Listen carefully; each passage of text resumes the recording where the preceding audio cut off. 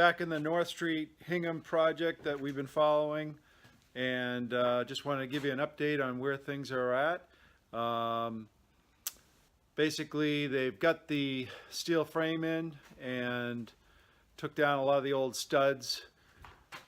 Basically, you can see these are all temporary studs here, but the steel beam is basically from the front to the back of the house now, so they're able to open up this old farmhouse front to back. So it's going to be a nice open living area. This is the kitchen over here, and then behind me is sort of the dining room, living area.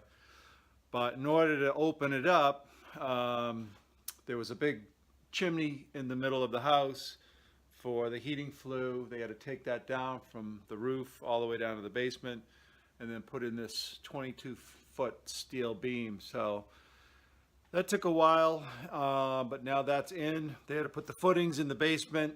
So if you're contemplating doing a renovation on a house and opening up walls, there's always things that you have to deal with, and obviously supporting the second floor and the roof and all that is comes into play, and you can't just take down walls. You've got to put in the right engineering basically to support the house. So, but once that's done, it opens up this whole first floor, and it's going to be pretty cool. So that's the update this week. Steel beam is in, the footings are in, and then these temporary studs will be coming down soon, and then they've already started some of the plumbing and electrical work as well.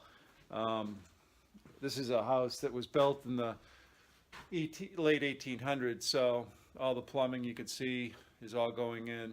It's all PVC, and they use this now instead of this tubing for hot and cold, instead of any sort of copper or metal piping for the water.